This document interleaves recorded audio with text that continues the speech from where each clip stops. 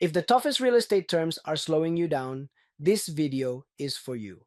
Our goal today is to tackle the 35 hardest terms in a way you'll understand, not just memorize.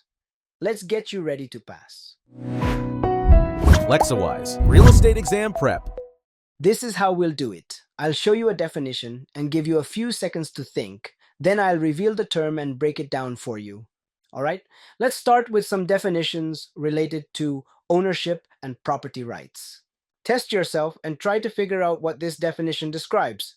Legal rights of the real estate title holder includes the right of possession, the right of control, the right of exclusion, the right of enjoyment, and the right of disposition.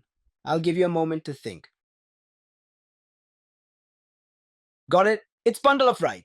The set of legal rights that an owner has over its property, whether for use, sale, lease, mortgage, or transfer.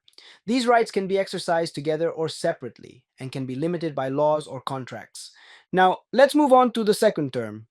A freehold estate that places conditions or restrictions on the use of a property. For example, if the deed had a condition that no alcohol would be sold on the property and that was violated, the owner could lose title. Think about it for a second. Ready? It's fee simple defeasible. The defining characteristic of a fee simple defeasible is that the owner's possession is conditional upon fulfilling specific restrictions set by the original grantor in the deed. If the owner breaches the grantor imposed condition, the property ownership can legally revert back to the original grantor or pass to a designated third party. Let's continue with term number 3. An interest in real property that lasts the length of someone's life, who is not the life tenant. It is a type of freehold estate because it is indefinite in duration. When the measuring life ends, title reverts to the original owner, reversion or a remainder man. Take your time. The answer is life estate pour autre vie.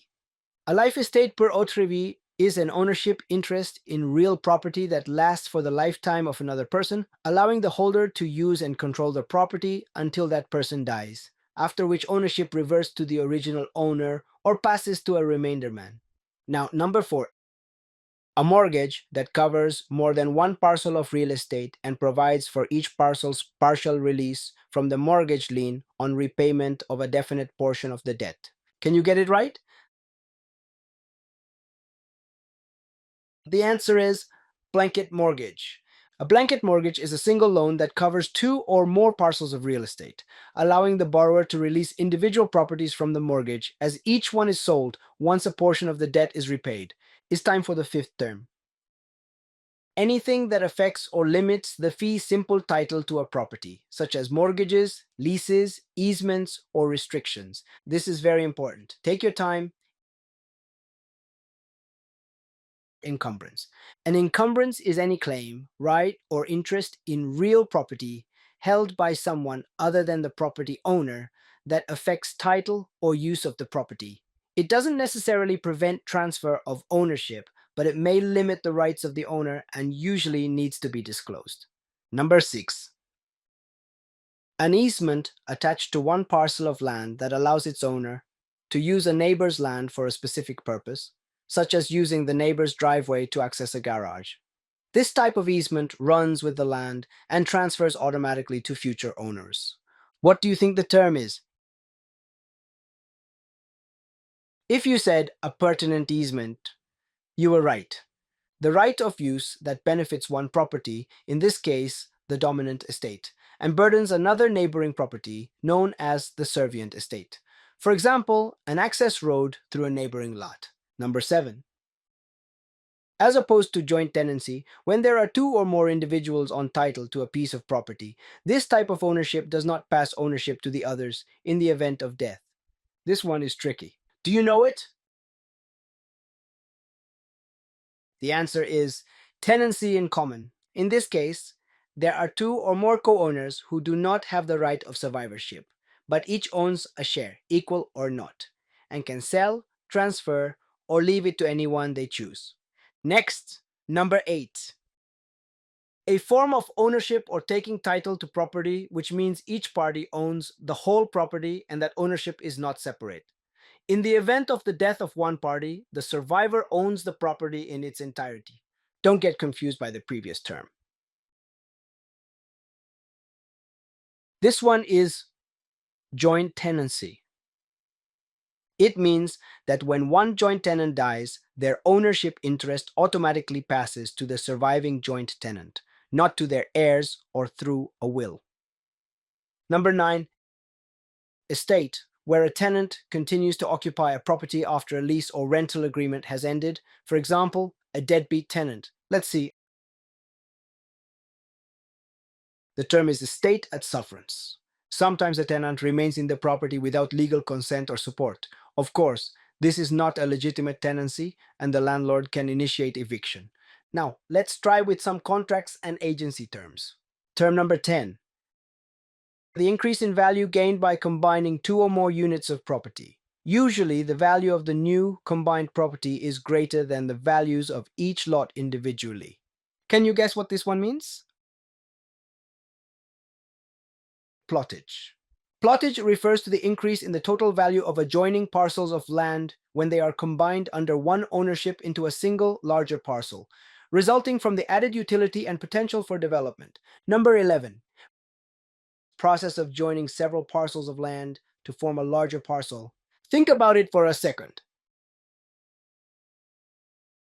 Got it? It's assemblage. Assemblage is the process of combining two or more adjoining parcels of land under one ownership to create a larger, more valuable property, often increasing in value, known as plottage, the term we saw before. Number 12. Clause in a mortgage instrument that prevents a borrower from selling a property or allowing an assumption of the existing mortgage without lender approval. If an attempt is made to do so without prior approval, the entire remaining mortgage balance becomes due before the property can be transferred. Do you know this one? The right answer is alienation clause. Alienation clause is a provision in a mortgage or deed of trust that requires the borrower to pay off the full loan balance when the property is sold or otherwise transferred, preventing the loan from being assumed by another party. Number 13 on this list. Contract provision that requires a specific event or action to take place in order for the contract to be considered valid. For example, a subject to financing clause which allows a buyer to make an offer on a home before financing has been secured. I'll give you a moment to think. It's contingency clause. If this contingency isn't met, the buyer can usually cancel the contract without losing the deposit. Now, number 14. Growing crops that are produced annually through the tenant's own care and labor and that she or he is entitled to take away after the tenancy is ended. What about this one? You know the answer already? The term is emblements. Emblements are annual crops grown by a tenant that are considered personal property, allowing the tenant to re-enter the land and harvest them even after the lease or ownership of the property ends. Number 15. A legal description of a parcel of land that begins at a well-marked point and follows the boundaries using direction and distances around the tract back to the point of beginning. Can you get it right? The answer is metes and bounds description. A metes and bounds description is a method of legally describing land by identifying its boundaries using physical features, directions, and distances, starting and ending at a designated point called the point of beginning, or POB. Let's continue this video with some terms about financing and valuation. Term number 16. A way to pay off debt in equal installments that include varying amounts of interest and principal payments over the life of the loan. Think about it for a second. Ready? It's amortization. This is the process of paying off a mortgage loan in regular installments, which includes both principal and interest. Next term. Ratio of a loan to the lending value of a property expressed as a percentage. The lower the ratio, the higher the equity. For example, for a $90,000 loan on a home that costs $100,000, such a ratio is 90%. Let's see. Let's see. The term is loan to value ratio LTV. It is the ratio between the amount of the mortgage loan and the appraised value or purchase price of the property, whichever is lower. Number 18. A fee paid by a borrower to reduce the loan's interest rate. Each point equals 1% of the loan amount. Commonly used in government and conventional loans, these fees are paid in addition to the standard loan origination fee. Think about it for a second. Ready? It's discount points. Refer to any points paid in addition to the 1% loan origination fee. A point is 1% of the loan amount. Now, this one, a homeowner's financial interest in a property. It is the difference between the fair market value of the property and the amount still owed on its mortgage and other liens. What term do you think fits this description? If you thought it was equity, you were right. Equity is the portion of a property's value that belongs to the owner, calculated as the difference between the current market value and the outstanding balance on the mortgage loan. Number 20. A written estimate of a property's market value as of a specific date, prepared by a licensed appraiser and based primarily on recent sales of comparable properties in the area. Tell the definition. Got it. It's appraisal. An appraisal is a professional and impartial opinion of a property's market value performed by a licensed appraiser. Next, the rate of return a property will produce on the owner's investment. Take a few seconds. Got it? Capitalization rate. This term refers to the rate of return an investor expects to earn from an investment property, calculated by dividing the net operating income (NOI) by the purchase price or market value of the property. Now let's talk about some difficult terms about government powers and regulations. Number 22. The government's right to regulate conduct or property to protect the health, safety, welfare, and morals of the community includes regulations like zoning laws. I'll give you a moment to think. Got it? The answer is police power. This term defines the government's authority to regulate land use and protect the health, safety, welfare, and morals of the community. Next in line, the right of a government to take private property for public use upon payment of its fair market value. Now, this one is also tricky. Don't get confused by the previous term. This one is eminent domain. Is the right of the government to take private property for legitimate public use, provided it pays fair compensation to the owner. Number 24. When property is returned to the state because there is no individual owner, for example, when a property owner dies intestate, without a will, and without heirs, an individual cannot get property through such a power. It is a government power. Can you guess the meaning of this one? It's eschit. It means that the state has the right to seize property when the owner dies without legal heirs. Number 25. An ordinance, regulation, or law that defines how property in specific geographic zones can be used. Ideally, they are set to promote public health and safety, but sometimes they are set for reasons of moral and general welfare. It is administered or overseen by the Planning Commission for all properties in the local area. I'll give you a moment to think. All right. The term is zoning. A zoning is a local law that regulates how land can be used within a municipality and establishes what types of buildings and activities are allowed in specific areas. Another term, establish minimum standards of construction for public safety. Locally, it usually sets high standards. When they are different from state standards or federal standards, the builder must follow whichever standards are higher. For example, if local codes require one handrail and federal law requires two handrails, the builder must install two handrails. What about this one? Can you get it right? It's building codes, a set of state or local regulations that govern various aspects with the main objective of ensuring the safety, health, and well-being of occupants and the public. Now it's time to study some words from the transfer and recording vocabulary. Number 27. The legal document conveying title to a property. I'll give you a moment to think. Ready? This term is deed. Did you get it right? A deed is the legal document that transfers real property from a seller to a buyer, and to be valid must be signed by the seller. Number 28. A person's right to or ownership of a property, including the right to sell. Tell the definition. Got it? Right. The answer is title. In other words, title is the legal right to own, use, and transfer real property. It represents the concept of ownership, not a physical document. Number 29. A summary that provides details of the title deeds and documents that prove an owner's right to dispose of land, together with any encumbrances that relate to the property. Take a moment to guess it. Ready? Abstract of title. An abstract of title is a written summary of all public history related to a property. Next term, any conditions revealed by a title search that adversely affect the title to real estate. Usually, they cannot be removed except by deed, release, or court action. Take a moment.